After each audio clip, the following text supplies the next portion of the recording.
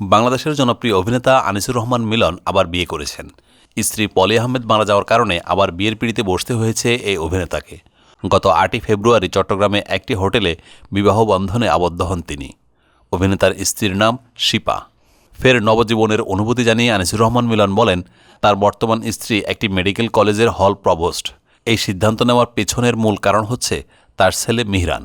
তিনি বলেন, আমার পরিবার থেকে আম্মা তার সন্তানকে নিয়ে যেমন চিন্তা করছে, তেমনি আমার সন্তানকে নিয়েও আমি চিন্তা করছি। সেখান থেকে আমার মনে হয় আলহামদুলিল্লাহ, আমাদের সবার সিদ্ধান্ত হয়তো একটি ঠিক জায়গায় নেওয়া হয়েছে। আমি হ্যাপি। আমার এখন 2টি সন্তান, আমার নিজের সন্তান এবং পরেরটাও আমার নিজের সন্তান। আমার স্ত্রীর একটি ছেলে আছে, ওর নাম রায়ান, আর আমার ছেলের নাম মিহরান। অভিনয়ে নিয়মিত কবে ফিরবেন এমন প্রশ্নের জবাবে মিলন বলেন, আমি তো ছেলের কারণেই বাইরে আছি। আমার ওখানে একটু ছোট গোছানোর কাজ আছে, সেটি শেষ হলে আমি চলে আসব, কাজ শুরু করব। আমাকে আরও 1 থেকে 1.5 বছর ইন্ডাস্ট্রিতে সময় দিতে হবে। প্রসঙ্গত 2022 সালে ক্যান্সারে আক্রান্ত হয়ে আনিসুর রহমান মিলনের স্ত্রী পলি আহমেদ মারা গেছেন। যুক্তরাষ্ট্রের একটি হাসপাতালে মারা যান তিনি।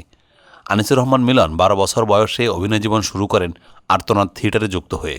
এরপর নিজের অভিনয় দক্ষতা দিয়ে দর্শকদের মনে জায়গা করে নিয়েছেন তিনি।